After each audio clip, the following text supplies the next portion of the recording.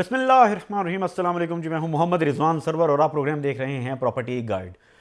नाज़रीन, किसी भी मुल्क की जब तरक्की की बात होती है तो उसमें रियल एस्टेट सेक्टर का बड़ा अहम किरदार होता है।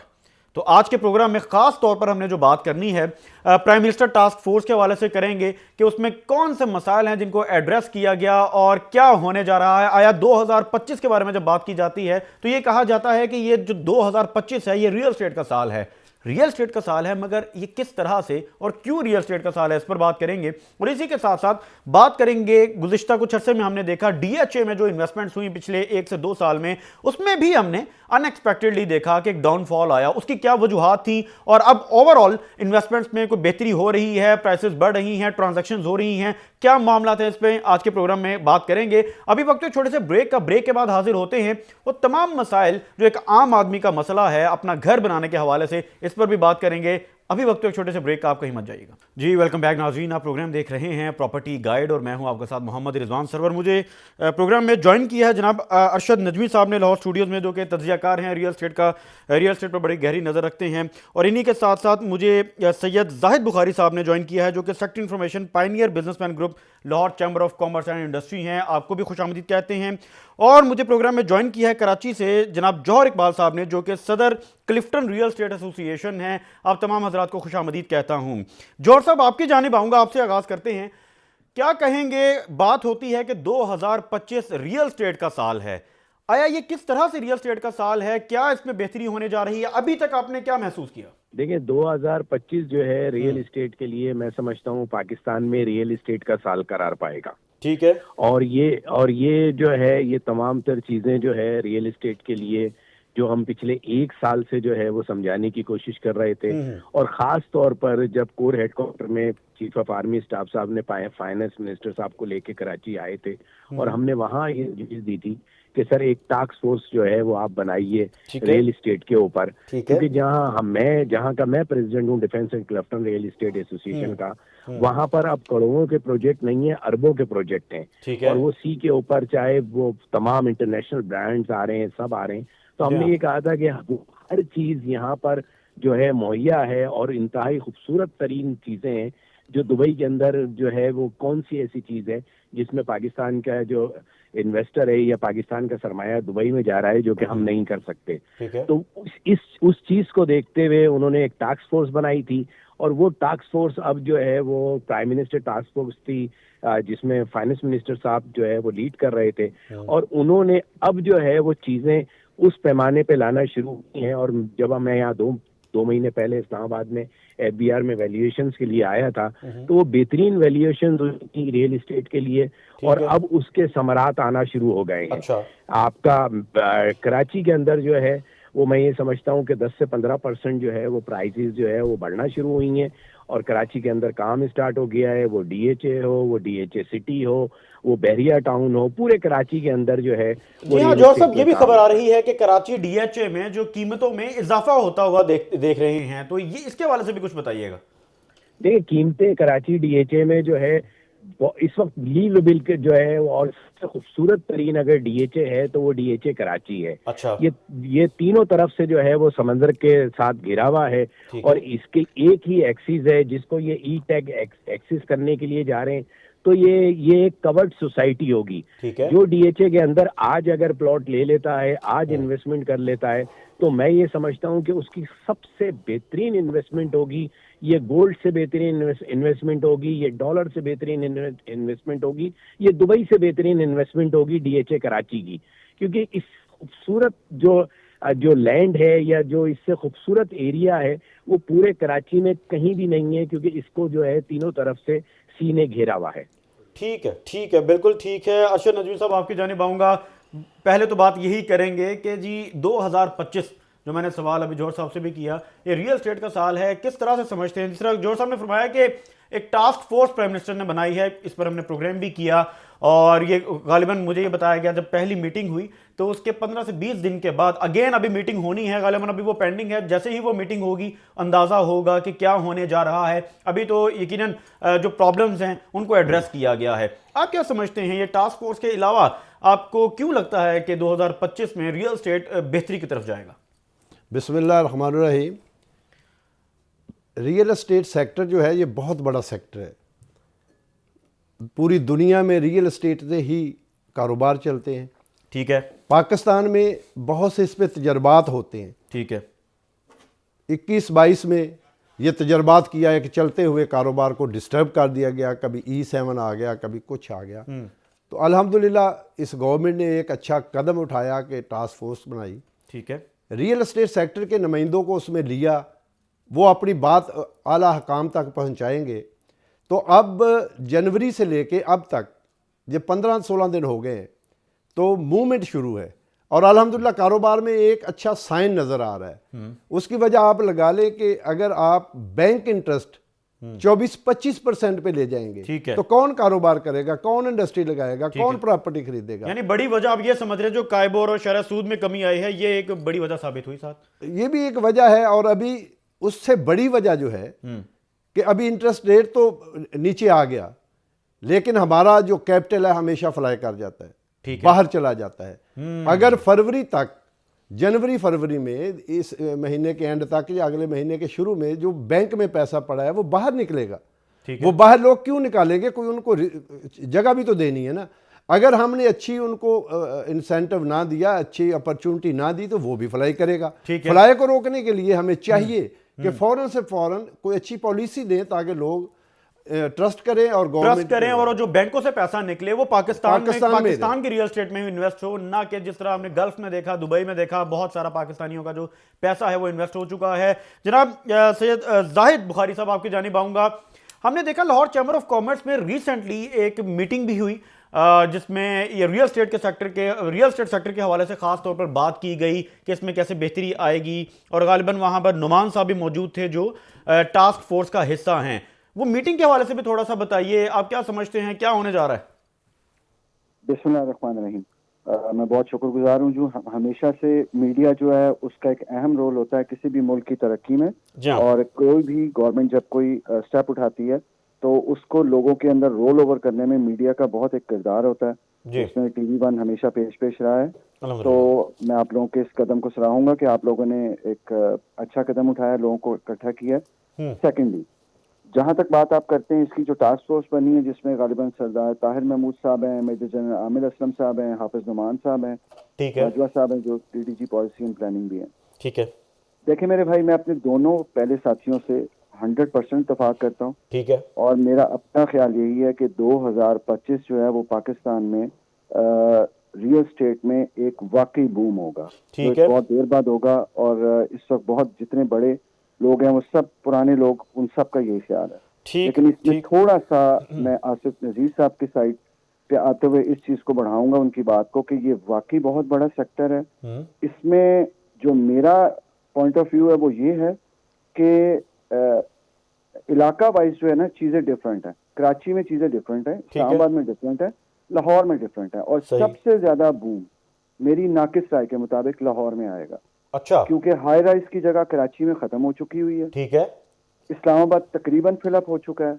अच्छा। लाहौर में अगर आप नोटिस करें किसी वक्त तो बड़ी स्पीड से जो समझदार बिल्डर्स हैं वो 10 साल पुरानी बिल्डिंग्स को भी गिरा के हाई राइज की तरफ आ रहे हैं। बिल्कुल लाहौर में हमने रिसेंट पास में ये देखा कि वर्टिकल की तरफ डेवलपर्स भी मूव हो रहे हैं, जो प्राइवेट डेवलपर्स हैं, और वर्टिकल की तरफ जो एक आम आदमी है जो खरीदार है अपना घर बनाना चाहता है, वो लोग भी ट्रस्ट कर रहे हैं अपार्टमेंट की तरफ। उनका माइंडसेट चेंज हो रहा है जो कि पहले लाहौर में नहीं देखा जा रहा था ना कि, और इसका कोई सोल्यूशन नहीं है। पूरी दुनिया ऊपर की तरफ बढ़ती है, वर्टिकल में बढ़ती है। अगर आप हॉरिजॉन्टल बढ़ेंगे तो आप फिर क्या होगा, वही होगा। ये जो हो रहा है, स्मोक बढ़ेगी, ट्रैफिक बढ़ेगी, और अब तो अच्छी बात यह है कि जितने वर्टिकल्स आ रहे हैं, कराची वालों ने लाहौर वालों को, इस्लामाबाद वालों को एक बड़ा अच्छा सबक दिया है कि आप वर्टिकल्स में अगर नहीं आएंगे तो आप बर्बाद हो जाएंगे। जी हाँ, और ये घरों का जो शॉर्टफॉल है बुखारी साहब, उसको भी इसी तरह से ओवरकम किया जा सकता है ना, घरों का जो शॉर्टफॉल है, वरना इतनी तो जगह है ही नहीं। और फिर लाहौर के गिरदोनुमा में आप देखें, गिरदोनुमा से जो दीगर शहर हैं वहां से भी लोग लाहौर में मूव होते हैं कारोबार के लिए या रिहाइश के लिए, तो यहाँ तो इतनी जगह ही नहीं बची लाहौर के अंदर। तो ये सराउंडिंग में भी सोसाइटीज आ गई हैं, हाउसिंग प्रोजेक्ट्स काम कर रही हैं, मगर वर्टिकल करेंगे तो यकीनन ये बड़े फायदेमंद साबित होगा प्लान। और इसमें एक और बात भी है, बड़ी अच्छी बात है, कराची और इस्लामाबाद से मैं ये देख रहा हूँ कि पिछले 6 महीनों में बहुत एक्सपीरियंस लोग आके यहाँ पे उन्होंने काम शुरू किया है। लाहौर वालों को शायद वरना इतनी जल्दी अकल ना आती। अच्छा। सेकेंडली, जहाँ तक गवर्नमेंट की बात है, गवर्नमेंट का वाकई एक खुशाइन कदम है कि उन्होंने एक ये ठंडी हवा का झोंका बना। पहले जो शरह सूद में कमी आई है, कभी ये इसको किसी तरीके से सिंगल फिगर पे ले आए फरवरी के एंड तक, मैक्सिमम फरवरी के एंड तक, क्योंकि इस वक्त लोगों में एक्साइटमेंट बहुत ज्यादा है। जैसा कि आसिफ साहब ने भी कहा कि जनवरी के स्टार्ट से ये बात निकलनी शुरू हुई थी और अभी 17 जनवरी तक स्पीड। अब स्पीड की आलम ये है, अराउंड पिछले 2 सालों में कोई ऐसा दिन नहीं जिस दिन 5, 7, 10, 15, 20 से ज्यादा ट्रांसफर्स हुई हो। कोई बहुत ज्यादा जंप लगी होगी, 30-40 पे चली गई होंगी, लेकिन आज या शायद गालिबन कल के दिन में एक दिन में डीएचए में 90 ट्रांसफर्स हुई हैं। तो डीएचए लाहौर की बात कर रहे हैं? जी जी बिल्कुल, अच्छा। डीएचए लाहौर की बात कर रहा हूँ। तो ये एक अच्छी मतलब एक रविश है जो गवर्नमेंट की तरफ से आ रही है, लोगों की हौसला अफजाई हुई है। लेकिन 7E एक लटकती हुई तलवार है, जो कि जब तक ये तलवार गवर्नमेंट हटाएगी। बुखारी साहब, इसी हवाले से मेरा सवाल भी था कि आप ये बताइए कि जो मीटिंग हुई है रियल एस्टेट के हवाले से, एक प्रॉपर सेमिनार का इनेकाद भी किया गया चैम्बर में रिसेंटली, तो उसमें क्या आपने एड्रेस क्या किया है, जो कि जिसमें मैंने खबर भी देखी कि कहा गया कि नुमान साहब ये प्राइम मिनिस्टर तक ये मैसेज पहुंचाएंगे और ताकि अगली मीटिंग में कोई प्रोडक्टिव कोई एक्टिविटी हो। तो क्या समझते हैं जो फौरी तौर पर हुकूमत को कदम उठाने चाहिए जिसमें बेहतरी लाएं इस पॉलिसी में? सर, ये फौरी तौर पे 7E वाली लटकती तलवार जो है, इसको खत्म करना पड़ेगा। ठीक है, इसके बगैर गुजारा नहीं होगा। उसके अलावा जो एफईडी है और विद होल्डिंग टैक्स जो है, एफईडी है, ठीक है, के ऊपर तो चले दे दिए इन्होंने थोड़ी आसानी कि आप जो हैं ओवरसीज हैं, आपने उनके लिए आसानी कर दी, थोड़ी सी गवर्नमेंट जो एम्प्लॉय है उनके लिए कर दी। लेकिन ये स्टैम्प ड्यूटी भी देनी है, एफईडी भी देनी है, विद होल्डिंग टैक्स भी देना है, सेल परचेज के ऊपर टैक्स भी देना है, मारा जाएगा बंदा। और फिर आप देखें एक और चीज कि कोई भी प्रॉपर्टी किसी की, चाहे मरूसी मिली है, चाहे किसी तरह भी मिली है, चाहे फाइल ही क्यों नहीं है, उसके ऊपर टैक्स है। अरे भाई, इस तरह तो ना करें कम से कम।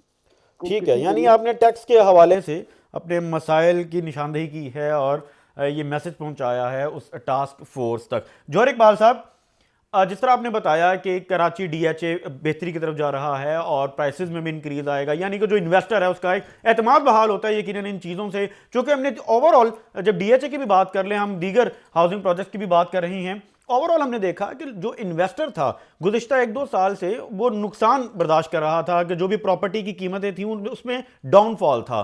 तो अगर बेहतरी हो रही है इससे इन्वेस्टर का भी यकीनन जो एतमाद है वो बहाल होगा, जो बैंकों से पैसा निकल रहा है ये भी एक यकीनन इसकी वजह है। तो क्या देखते हैं आप, क्या समझते हैं कि ये टास्क फोर्स के जरिए और कौन कौन से मसाइल हैं जो फौरी तौर पर हल होने चाहिए? देखिए, सबसे पहली बात तो ये है कि टास्क बन गई तो ये फौरन लिया कि जिसपे जो भी मसाइल हैं हम उसकी निशानदेही कर ही रहे थे, हर सतह पे कर रहे थे पिछले 2 साल से। लेकिन अब जो है मुख्तदर हल्के जो है वो हमारे साथ बैठ गए हैं, जिनको हम बता रहे हैं कि देखिए बैंक का इंटरेस्ट रेट जो है जब आप कम कर रहे हैं तो आपके लिए जरूरी है कि आप रियल एस्टेट में वो मौके, वो पॉलिसीज जो है वो बना दें जिससे ये पैसा अगर बैंकों से निकल रहा है, देखिए फिर ये समझ लें कि ये टर्निंग पॉइंट है इस वक्त। ये जो ट्रिलियन ऑफ रुपीज में जो पैसा निकलेगा, अगर आपने पॉलिसी भी अभी ही बनानी पड़ेगी जब बैंकों से पैसा निकल रहा है। पॉलिसी अगर बाद में बनाएंगे तो पैसा तब तक बाहर जा चुका होगा। तो ये पैसा अगर दोबारा से डॉलर में या गोल्ड में चला गया, बिल्कुल, तो ये जो टर्निंग पॉइंट है या ये बाहर फ्लाइट ऑफ कैपिटल हो गया जैसे कि पिछले 2 सालों में हुआ है, तो फिर जो है ये पाकिस्तान में जो है हमारा एक ख्वाब ही रह जाएगा घर।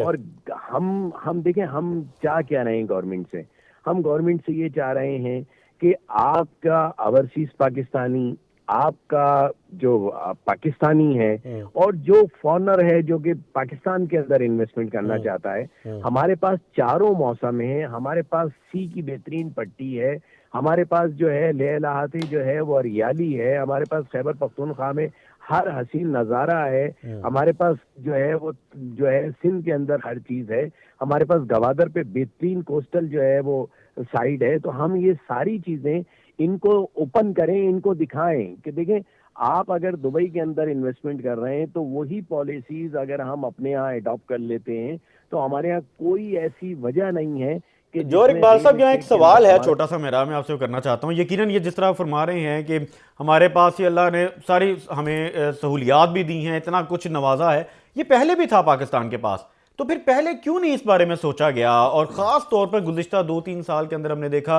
रियल एस्टेट सेक्टर को एक तरह से जैसे दबाया गया और जिस तरह से टैक्सेस की भरमार की गई, क्या वजह थी तब? क्या प्लान क्या था, आपको क्या लगता है? असल में देखिए, सिर्फ इसके अंदर पाकिस्तान की गवर्नमेंट जो है वो इन्वॉल्व नहीं है, लेकिन आईएमएफ ने जो है वो पाकिस्तान को जो है बहुत ज्यादा जो है वो शिकंजे में जड़ा है। और इसके पीछे इंडियन लॉबी थी जो पूरी दुनिया में इस वक्त जो है हायर उसके ऊपर जो है वो फाइनेंसिंग उसके अंदर जो है वो बैठी हुई है। ठीक है। तो चाहे कोई भी ऊपर की का जो है वो फर्म हो या कोई जो है इदारा हो, वहां पर मुख्तलिफ ममालिक में, चाहे अमेरिका हो, चाहे लंदन हो, चाहे खलीजी हमारे बिरादर इस्लामी ममालिक हों, उनके अंदर उनका जो कंट्रोल था, उन्होंने हमें बहुत ज्यादा रिस्ट्रिक्टेड किया आईएमएफ की वजह से। और आईएमएफ ने हमें एक शिकंजे के अंदर जकड़ दिया। और अब अल्हम्दुलिल्लाह वो सारी चीजें जो है वो खत्म होना शुरू हुई हैं और हम एक नए जो है हमारे यहाँ आगाज हो रहा है। और हम चाहते ये हैं कि एक दफा हमें रियल एस्टेट को जो है इंडस्ट्री डिक्लेयर करके इसकी एक पॉलिसी मुरतब कर दी जाए। जो ये इंटरेस्ट रेट कम हो रहा है, ये जो सारी चीजें हैं, इसका फायदा हमारे लोग को पहुंचे। चलें, जो भी था ये बैरूनी ताकतों की जो आप बात जिक्र कर रहे हैं, आईएमएफ ने भी एक झगड़ा हुआ था, इसकी वजह से महंगाई भी बहुत हुई। रियल एस्टेट सेक्टर एक ऐसा सेक्टर है जो कि एक खुली किताब है, सब जानते हैं कि इकोनॉमी की हड्डी है और हमारी इकोनॉमी को बेहतर कर सकता है, हमारे मुल्क के जो बुनियादें हैं उसको मजबूत कर सकता है। अच्छा नजमी साहब, आपकी जानिब आऊँगा, क्या समझते हैं, क्योंकि आज हम ज़्यादातर बात डीएचए के हवाले से कर रहे हैं, तमाम तरह डीएचए के हवाले से, क्योंकि डीएचए के हवाले से जब बात होती है तो लोगों का ट्रस्ट ज़्यादा रहता है, ओवरसीज़ पाकिस्तानी का भी, और अब जो हमारा लोकल पाकिस्तानी है, या ज़्यादातर लोग तो ऐसे हैं जो इन्वेस्टमेंट सिर्फ डीएचए में करते हैं। इस दफ़ा हमने ये भी देखा कि उन लोगों का भी थोड़ा सा जो ट्रस्ट है वो शेक हुआ।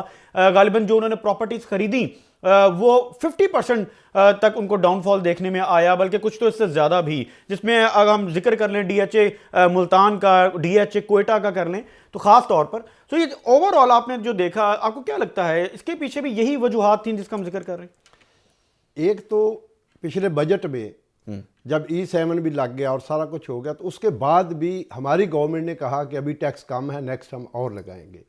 जब तक हम लॉन्ग रन पॉलिसी नहीं देंगे, 4-5 साल की पॉलिसी नहीं देंगे, तो लोग ट्रस्ट कैसे करेंगे? ठीक है। बात हो रही है डीएचए की, तो डीएचए में कम से कम आपका प्लॉट पड़ा होता है, कीमत कम और ज्यादा होना ये बिजनेस का हिस्सा है। ठीक है। डिफेंस लाहौर की बात कर रहे हैं तो वहां पे जो एरिया आबाद है वहां पे इतना फर्क नहीं पड़ा। ठीक है। जो फाइल थी, जो अंडर डेवलप एरिया थे, वहां पे फर्क पड़ा। फर्क पड़ने की मेन वजह ये थी, एक तो आपने बैंक इंटरेस्ट बहुत बढ़ा दिया, दूसरा लोगों का इत्मीनान न रहा। इत्मीनान इसलिए न रहा कि आप कोई भी बिजनेस के लिए इन्वेस्टमेंट करते हैं तो प्रॉफिट आपके जहन में होता है। तो जब आपको पता चले कि अगले साल गवर्नमेंट और टैक्स लगाना चाहती है, और टैक्स लगा देगी, E7 आ जाएगा, FED आ जाएगी, तो कहां से वो पूरा होगा? तो इसलिए लोगों ने उसमें इंटरेस्ट कम लिया। ठीक है। जब इंटरेस्टिंग लोग कम हुए, नंबर्स ऑफ ट्रांजैक्शन कम हुई, गवर्नमेंट का मकसद, हमारी FBR का मकसद, IMF का मकसद तो पैसे इकट्ठे करके लेने देने थे, लेकिन जब ट्रांजैक्शन कम हुई तो हमारा टैक्स भी कम हुआ। अच्छा। कलेक्शन भी कम होगी। अब डीएचए की बात कर लेते, डीएचए में अभी पिछले 10-15 दिन से जिस तरह भाईजान फरमा रहे थे, बहुत ज्यादा तेजी है। अच्छा। लाहौर में कम से कम बहुत तेजी है। मुल्तान की बात करते हैं तो मुल्तान में प्राइसेस बहुत ज्यादा डिक्रीज इसलिए हुई थी कि वहां पे अभी पॉपुलेशन पूरी नहीं हुई। अच्छा। अभी आबाद घर बहुत थोड़े हैं, लेकिन उस डीएचए ने एक बहुत अच्छा फैसला किया कि जो बंदा वहां घर बनाता है उसके डेवलपिंग चार्जेस माफ कर देते हैं। अच्छा। जो कि पहले डीएचए मुल्तान का जिक्र कर रहे हैं आप? डीएचए मुल्तान का, यानी डीएचए मुल्तान में जो भी घर बनाता है उसको डेवलपमेंट चार्जेस पे नहीं करने पड़ते। अच्छा। अगर वो पे हुए तो वापस कर देते हैं। अच्छा। अच्छा। तो इसलिए वो भी अब बेहतरी की तरफ जाएगा। ठीक है। असल में ये सारा माहौल जो है, ये गवर्नमेंट ने इत्मीनान देना है इन्वेस्टर्स को। ठीक है। हमारे मुल्क में सबसे ज्यादा जो इन्वेस्टमेंट की जाती है 60 to 65% वो बाहर से पैसा आता है। ठीक है। बाहर से पैसा इंडस्ट्री के लिए तो आ नहीं सकता। एक बंदा बाहर बैठा है, वो पैसे सिर्फ कोई इन्वेस्टमेंट करेगा कि मुझे गेन मिलेगा। ठीक है। तो जब गेन मिलने से पहले ही हम टैक्स लगा देंगे, उस प्रॉपर्टी से कोई प्रॉफिट नहीं है। अब एक रेंटल इनकम है, उस पर आप टैक्स दे रहे हैं, इनकम टैक्स दे रहे हैं। सही है। एक खाली प्लॉट पड़ा हुआ है, उस पे भी E7 है, दूसरे पे भी E7 है, फिर दूसरे टैक्सेस हैं। इतने ज्यादा टैक्स लगा के उस पर इतना बोझ डाल दिया गया कि वो रियल एस्टेट से लोग पीछे हट गए। ठीक है। जब पीछे हटे तो प्राइसेस डाउन हुई। अब DHA में ज्यादा लोगों का इत्मीनान इसलिए है कि वहां पे आपका प्लॉट है तो वो उसमें कोई छेड़छाड़ नहीं होती, वो आपकी मर्जी के बगैर रिलोकेट नहीं होता। यानी आप ये कह रहे हैं नजमी साहब कि DHA लाहौर में कोई ऐसा फर्क नहीं आया प्राइसेस में, ये आपका मकसद है? फर्क आया, यहाँ पे अंडर डेवलप एरिया था, अंडर डेवलप वहां पर फाइलें जहां थी वहां कुछ फर्क आया, अदरवाइज फेज 1 2 5 तक और 6 तक अब बिल्कुल बेहतरी है। अब कुछ बेहतर आपने देखा? अब बहुत ज्यादा काम हो रहा है। मैंने जिस तरह भाईजान फरमा रहे थे, तो हर रोज आप 10 से 20 ट्रांजैक्शन बढ़ रही हैं, जो कि लोगों का इत्मीनान है एक अदारे पे और DHA पे। नाज़रीन, गुफ्तगू का सिलसिला यहीं से जारी रखेंगे। अभी वक्त एक छोटे से ब्रेक का, आप कहीं मत जाइएगा। वेलकम बैक नाज़रीन, आप प्रोग्राम देख रहे हैं प्रॉपर्टी गाइड और मैं हूं आपके साथ मोहम्मद रिजवान सरवर। गुफ्तगू को वहीं से जारी रखते हैं। जनाब बुखारी साहब, आपके जानिब आऊंगा। यानी जब भी हम गुफ्तगू करते हैं अपने प्रोग्राम के जरिए भी और अदरवाइज भी रियल एस्टेट सेक्टर की आवाज़ जब सुनी जाती है, तो मेजर जो प्रॉब्लम है जो मैं अपने ज़ाती तौर पर समझा हूँ वो टैक्सेस का है। यानी एक आम आदमी जिसका सिर्फ एक अपना ज़ाती घर है, वो उसको भी बेचना चाहता है तो उसको सर्टिफिकेट्स चाहिए, उसको टैक्सेस बहुत सारे देने पड़ते हैं। यानी खरीदार तो परेशान है ही, जो बेचने वाला वो अलग परेशान है। फिर ये filer, non filer, late filer, इस तरह की चीज़ें भी आ गई जो कि यूजली हम नहीं देखते तरक्की याफ्ता ममालिक में भी। तो आप किस तरह से देखते हैं कि क्विकली इसके बारे में बताइएगा, जो टैक्सेस हैं ये इतना बड़ा मसला है, इस पर आप देख रहे हैं कि हुकूमत संजीदा है कि टैक्सेस में कमी देख रहे हैं अगले कुछ अरसे में? अच्छा, इस बारे में पहले मैं दो आपको चीजें बता दूं। नंबर 1 जी, गवर्नमेंट, दिलों का हाल तो मैं नहीं जानता, गवर्नमेंट जिस तरह सीरियसली इस बारे में टास्क फोर्स बना के काम कर रही है, अल्लाह करे इस तरह ही हो, क्योंकि गवर्नमेंट जो होती है वो माँ जैसी होती है और माँ कम से कम अपनी औलाद की दुश्मन नहीं हो सकती। ठीक है। तो इसलिए इस वक्त पूरा जो कौम है उसकी उम्मीदें जो हैं वो अपनी गवर्नमेंट से जुड़ी हुई है, अपनी माँ की तरफ देख रही है, तमाम पाकिस्तान की अवाम, ठीक है, कि वो हमारे ऊपर थोड़ा रहम करेगी, क्योंकि बच्चा रोता तो माँ दूध देती है ना, तो बच्चा रो रो के तो यहाँ पे हलकान हो गया। यानी जिद करनी पड़ेगी बच्चों को भी। जिद कर रहे हैं ना बच्चे, अब क्या करें, अब सड़कों पे तो नहीं निकल सकते ना, अब वो हालात नहीं है ना कि 4 दिन काम नहीं भी चलेगा तो खैर है। अच्छा, सेकेंडली अब हम बात करते हैं लाहौर चैम्बर ऑफ कॉमर्स की, क्योंकि मैं उसका नुमाइंदा भी हूँ।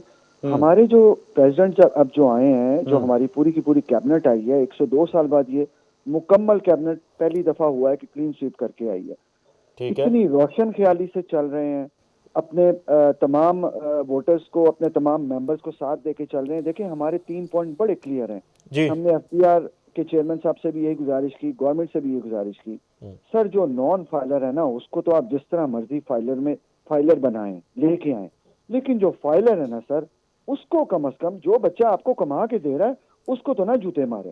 तो नॉन फाइलर के साथ हम नहीं खड़े, लेकिन फाइलर के ऊपर इतना बोझ ना डालें कि वो कहे। बुखारी साहब, यहाँ पर एक तजवीज ये भी तो दी जा सकती है कि जो फाइलर हैं उनको कुछ अकोमोडेट कर दें, कुछ इस तरह का अकोमोडेट कर दें कि जो नॉन फाइलर हैं वो खुशी से फाइलर हो जाएं, क्योंकि इस तरह तो जी चैम्बर तो हर तरह से बीच में बैठने के लिए तैयार है।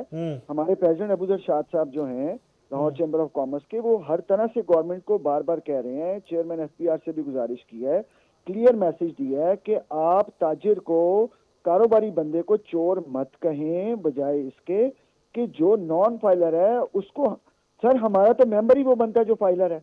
अच्छा चलिए, मैं यहां पर ऐड करना चाहूंगा, नॉन फाइलर भी गालिबन चोर नहीं है, नॉन फाइलर भी हमारे मुल्क का हिस्सा है, वो भी बड़ा कुछ कर रहे हैं मुल्क के लिए। तो नॉन फाइलर खुद को चोर ही समझता है जिस तरह के मामलात हो गए हैं, और ये डरा धमका के तो फाइलर नहीं होंगे। तो बेहतर तजवीज़ ये नहीं है कि हम फाइलर को अकोमोडेट कर दें। मैंने गुज़िश्ता प्रोग्राम किया, उसमें हमने बात भी की कि कुछ मेडिकल के हवाले से, कुछ एजुकेशन के हवाले से, यानी हेल्थ के हवाले से, यानी कोई ना कोई ऐसी चीज़ हो, ऐसा सेगमेंट हो जिसमें फाइलर को कुछ अकोमोडेट कर दिया जाए, जिसके बायस जो नॉन फाइलर है, या अब तो लेट फाइलर की क्या बात करें, जो नॉन फाइलर है वो फौरी तौर पर फाइलर होंगे। यानी कोई चीज़ बेहतरी हो फाइलर्स के लिए, तभी लोग आएंगे ना इस तरफ। गवर्नमेंट अगर फाइलर के और नॉन फाइलर की चीज़ों में फ़र्क रख रही है तो इसलिए रख रही है कि लोग अपनी खुशी से फाइलर हो जाएं।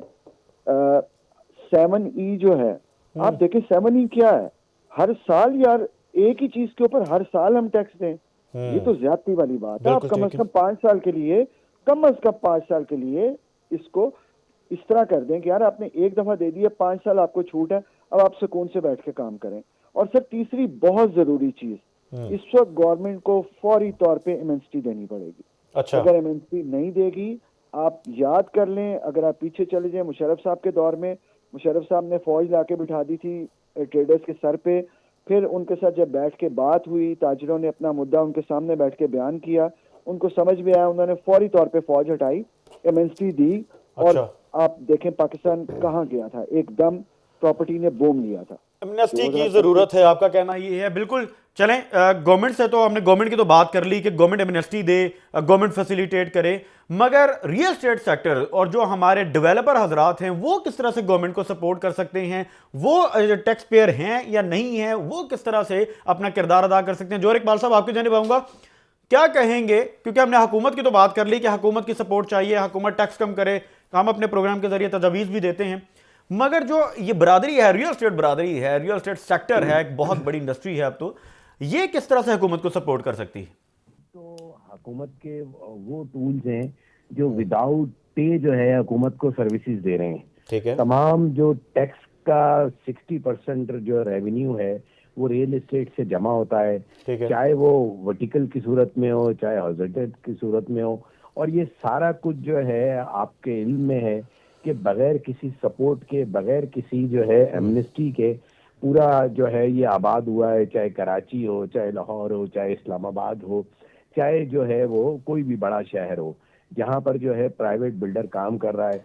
और आपके इल्म में ये भी है कि ज़राअत के बाद सबसे बड़ा सेक्टर जो है वो आपका रियल एस्टेट सेक्टर है, ठीक है, जिसमें सबसे ज्यादा जो है वो रेवेन्यू जनरेट हो रहा है। हम पूरे पाकिस्तान का जो रेवेन्यू का जो है वो हम 45% जो है वो खाली रियल एस्टेट देता है। ओवरसीज पाकिस्तानीज का अगर किसी चीज पे एतमाद है पाकिस्तान में तो वो रियल एस्टेट के ऊपर है, और रियल एस्टेट ने जितना ग्रो किया है और जितना इसमें पोटेंशियल है, अगर गवर्नमेंट ने इसके ऊपर जो है वो सही पॉलिसीज बना दी और जो है वो एक ऐसी जो है इंडस्ट्री के तौर पर एक 10 साला पॉलिसी दे दी जिसमें कोई भी गवर्नमेंट आए, कोई भी गवर्नमेंट जाए, पॉलिसीज जो है वो चेंज नहीं होनी चाहिए।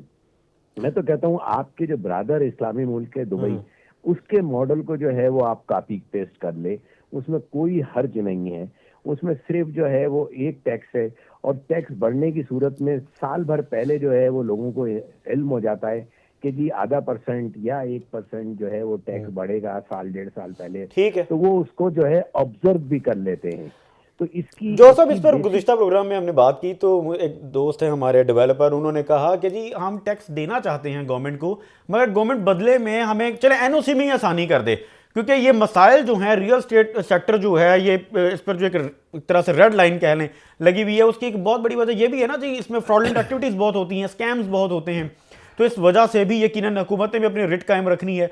तो वो चाहते हैं कि जो फेयर काम कर रहे हैं उनको कुछ सपोर्ट मिल जाए, यानी टैक्स हम पूरा भरपूर देने, इससे ज़्यादा देने को तैयार हैं, मगर हमें इसके बदले कोई एनओसी में आसानी हो जाए या कोई इसके अगेंस्ट हमें कोई फैसिलिटेट किया जाए। देखिए हम तो गवर्नमेंट से यही कह रहे हैं, हम तो गवर्नमेंट से ये कह रहे हैं कि रियल एस्टेट सेक्टर को जो है काउंसिल का दर्जा दे दिया जाए। देखिए इस वक्त कराची से खैबर तक तकरीबन जो है वो 5 लाख जो है वो हमारे ऑफिसेज हैं, और इन 5 लाख में अगर आप 5 से इसको वो कर दें तो 50 लाख आदमी जो है वो हमारे यहाँ काम कर रहा है। तो हम ये चाहते हैं कि हमें एक काउंसिल का दर्जा दे दिया जाए। अच्छा। और हमारी जो लोकल एसोसिएशन है वो उस काउंसिल को जो है वो आगे बढ़ाएंगी, और ये जो स्कैम वाली सूरत हाल है ये खुद ब खुद खत्म हो जाएगी। देखिए हमारे यहाँ डिफेंस क्लिफ्टन जो कि DHA सबसे बड़ा DHA इस वक्त कराची के अंदर है, और कराची के अंदर सबसे ज्यादा ओवरसीज और पूरे पाकिस्तान की इन्वेस्टमेंट है। कराची वैसे भी मिनी पाकिस्तान है, तो हर शख्स की कराची में जो है वो एक सेकंड इन्वेस्टमेंट होती ही होती है। तो हमारे यहाँ इस किस्म के स्कैम जो है वो बहुत कम है। उसकी बेसिक वजह ये है कि हमारी जो एसोसिएशन है ये पिछले 20 साल से जो है वो कायम है। हमारा हर मेंबर जो है वो टैक्स होल्डर है, NTN होल्डर है। हम उसके अलावा जो है मेंबरशिप ही नहीं देते। आपको सबसे बड़ा मसला क्या दरपेश है? देखिए हमें जो सबसे बड़ा मसला दरपेश है वो गवर्नमेंट की अनएक्सपेक्टेड जो है वो कवानीन है। जैसे पिछले 2 साल से हम रो रहे हैं 7E को, अब हम किसी भी नए इन्वेस्टर को 7E से बचा ही नहीं सकते। 7E लगा के अभी हम 7E के लिए कोर्टों के अंदर मारे फिर रहे हैं। पिछले जो है वो 3 साल से जो है हमारे 4 हाई कोर्टों ने हमारे हक में फैसला दे दिया है, सुप्रीम कोर्ट में पेंडिंग है केस। अब सुप्रीम कोर्ट में जो है हमारी रिक्वेस्ट है कि इसको फौरी तौर पर आईनी बेंच के अंदर मुंतकिल करके इसको जो है फुल जो है इसका फैसला दिया जाए, ताकि ये एक ऐसा जालमाना टैक्स है जिसने ज़कात के पैरेलल एक सिस्टम कायम कर दिया है। तो इसकी वजह से जो है वो हमारे यहाँ बड़ा जो है प्रॉब्लम हो गया है। उम्मीद रख रहे हैं कि ये खत्म हो जाएगा 7E जो है? बिल्कुल होना चाहिए। देखिए जब हमारे यहाँ 98% लोग मुसलमान हैं और हर आदमी अपनी प्रॉपर्टी पे जो है वो 2.5% ज़कात देता है, तो ये पैरेलल सिस्टम जो है ज़कात का जो है ये प्रॉपर्टी में नहीं होना चाहिए। आपने 1% इजाफी, और ये जिन्होंने लगवाया था और बनाया था वो पहले फाइनेंस मिनिस्टर थे मुफ्ता साहब, उन्होंने ये एक्सेप्ट कर लिया कि ये मेरी गलती थी जो मुझसे उस वक्त हुई, लेकिन मैं इसको सही नहीं कर पाया। बिल्कुल ठीक। अच्छा जोर साहब, चूंकि वक्त कम है तो क्विकली मैंने आपसे भी बात करनी है, दीगर मेहमानों से भी बात करनी है कैपिटल गेन टैक्स पे। इस पे हमें बड़ा फीडबैक और बड़े मैसेजेस आए कि इसके हवाले से प्रोग्राम में बात करें, क्योंकि आखिरी हिस्सा है प्रोग्राम का। ये जो कैपिटल गेन टैक्स है मैं इसमें समझना चाह रहा हूं असल में कि नॉन फाइलर के जब हम चलें बात कर लेते हैं 15 से 45% तक कैपिटल गेन टैक्स जब वो देता है, फाइलर पे भी यकीनन ज्यादा है। तो एक शख्स जो इन्वेस्टमेंट करता है वो प्रॉफिट कमाने के लिए करता है रियल स्टेट में, कि प्रॉफिट आएगा फिर उससे मजीद इन्वेस्टमेंट, ऐसे सर्कल चलता है। तो जब प्रॉफिट के ऊपर इस तरह से टैक्सेस लिए जाएंगे तो ये तो हमने दरवाजे खोल दिए कि यहां के जो इन्वेस्टमेंट है आप मुल्क से बाहर ले जाएं। इस पर क्या कहेंगे आप? देखें भाई, इसकी वाज़ेह मिसाल है, यही प्राइम मिनिस्टर को समझाया गया, फाइनेंस मिनिस्टर को समझाया गया कि पिछले 2 साल में जो है $14 बिलियन जो है वो यहाँ से फ्लाइट ऑफ कैपिटल हो गया। देखिए मैं कराची से इस्लामाबाद आऊँ, वही मुझे फ्लाइट मिलती है, मैं कराची से दुबई चला जाऊँ जी 1.5-2 घंटे का तो फर्क है। तो 6 फ्लाइटें हैं कराची से। तो पूरे पाकिस्तान की जो इन्वेस्टमेंट गई है ये फाइनेंस मिनिस्टर साहब की नॉलेज में है और ये चीफ ऑफ आर्मी स्टाफ की नॉलेज में है कि कितना कितना पैसा और किस किस तरीके से गया है। वो हर मीटिंग में ये जो है बात करते हैं कि पैसे को वापस लाओ। हम हर मीटिंग में उनसे ये कहते हैं कि ये आप 7E और ये जो कैपिटल गेन टैक्स है जो कि पिछली गवर्नमेंट के अंदर जो है वो जो है 10 साल बाद 15 साल बाद वेव था, उसको दोबारा जो है वो आप कीजिए, लोग जो है यही इन्वेस्टमेंट करेंगे। यानी आपका कहना यह है जोर साहब के 7E और कैपिटल गेन टैक्स ये दो जो मामला थे इनको हल कर दिया जाए तो यकीनन इन्वेस्टमेंट भी वापस आएगी और जो हमारे बैंकों में पैसा पड़ा हुआ है वो भी सिक्योरली पाकिस्तान में ही इन्वेस्टमेंट, यानी आपको ये हल लग रहा है? जी बिल्कुल 100%। बिल्कुल ठीक है। जो देखिए जो पिछली गवर्नमेंट्स थी इन्हीं की गवर्नमेंट थी जिसके अंदर जो है 5 साल बाद किसी किस्म का कोई जो है वो कैपिटल गेन नहीं था। और ये तो आपने एक जो है वो नया चीज दोबारा से जो है इंट्रोड्यूस कर दी ना, जिसने इन्वेस्टमेंट को रोक दिया और इसका आपने 2 साल में देख भी लिया खमियाजा के पाकिस्तान से किस तरीके से किस तेजी। बिल्कुल ठीक है जी, बिल्कुल ठीक। अरशद नजवी साहब क्या कहेंगे? कैपिटल गेन टैक्स को छेड़ दिया है, गुफ्तगू इस पर लंबी हो जाएगी, टाइम कम है, क्विकली आप क्या समझते हैं इस बारे में? मैं सबसे पहले तो ये बात करना चाहता हूँ कि हमें डिफाइन करना पड़ेगा लोगों को।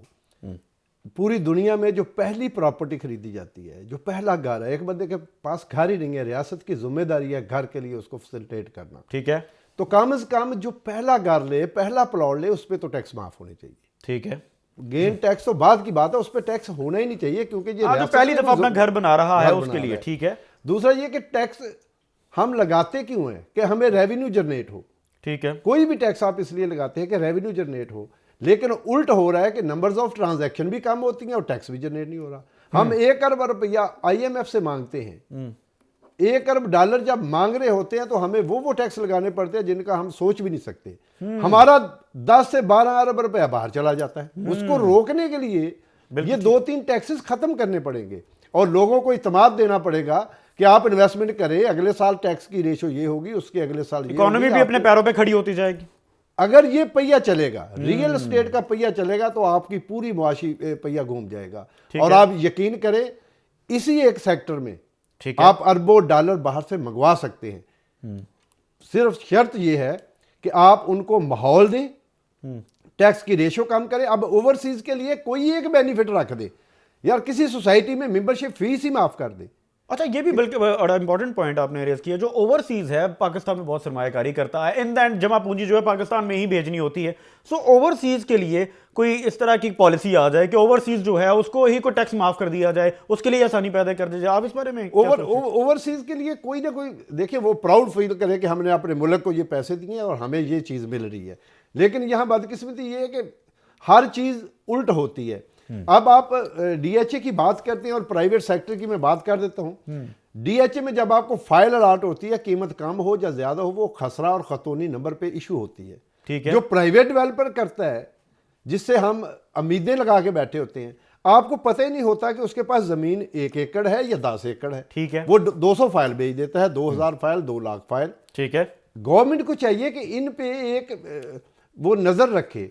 जिस तरह दुबई में हाई राइज बिल्डिंग बनती है तो वहां पे जितने भी फ्लैट बुक करवाते हैं, आपने 10वें फ्लोर पे लिया है तो वो बनेगा, आपको पता है कि 3 साल बाद वो डिलीवर होगा। अदरवाइज वो सजा के तौर पे उस डेवलपर को बैन भी करते हैं और पेनल्टी भी देते हैं। बिल्कुल ठीक। पाकिस्तान में ऐसा क्यों नहीं है? यहाँ पे आए दिन पता चलता है कि फेक सोसाइटी बिक गई है। फेक सोसाइटी को बिकने के लिए फेक पेपर दिए जाते हैं। ठीक है। एक 15 रुपए का कागज छपता है, 100 रुपया लगा के अनलिमिटेड फाइल छाप फिर बहुत सारे लोग स्कैम करके मुल्क से चले भी जाते हैं, ये बावजूद कुछ नहीं हो पाता। जितना पैसा इस तरह इकट्ठा किया जाता है वो पाकिस्तान में रहता ही नहीं है, क्योंकि उनको पता है कि हमने ये इकट्ठा इसलिए हमें पूछा जाएगा, वो निकल जाते हैं। ठीक है। तो उससे पहले हमारे अदारों की जिम्मेदारी है कि रियल एस्टेट सेक्टर को अगर महफूज करना है, हमारे सरमाए को, हमारे कैपिटल को बचाना है, बाहर के लोगों को इत्मीनान करना है, ठीक है, तो फिर हमें वो सिस्टम बनाना पड़ेगा जो दुबई और दूसरे मुल्कों में है। हमें चेक एंड बैलेंस रखना पड़ेगा। प्राइवेट डेवलपर उस वक्त तक फाइल ना बेचे जब तक वो ऑन ग्राउंड की गारंटी ना दे दे। अगर ऑन ग्राउंड है ही कुछ नहीं, ठीक है, आपको 3 साल बाद किस्तें दे दे के थक जाते हैं, 3 साल बाद पता चलता है कि वहां प्लाट ही नहीं है। बिल्कुल ठीक। तो वो बेचारे का इत्मीनान भी शेक होता है और चला जाता है। फिर वो लाइफ टाइम उसके लिए जो मसाइल बनते हैं और सारी जिंदगी वो अपना घर भी नहीं खरीद पाते जब इस तरह के फ्रॉडलेंट एक्टिविटी हो जाए किसी के साथ। तो जनाब बुखारी साहब, क्लोजिंग नोट है, 1 मिनट है, क्या कहेंगे? आपके सामने मसाइल आगे, कैपिटल गेन की भी हमने बात कर ली, ओवरसीज के लिए आसानी के हवाले से भी बात कर ली, क्या कहेंगे? मैं सिर्फ एक इजाफा करूंगा, मेरे दोनों भाइयों ने मेरे ख्याल में तकरीबन मेरी बात का 70% बयान कर दिया। मैं सिर्फ इतना 30% आप कर दीजिए। 30% एमएनएसटी जी, एक चीज जो छोड़ गए हैं, बाकी पूरा 100% दोनों भाइयों ने बिल्कुल मेरे बड़े भाई हैं, मेरे से तजर्बे में भी ज्यादा है बहुत, इन्होंने 70% कवर किया। एक चीज एमएनएसटी ये बहुत जरूरी है।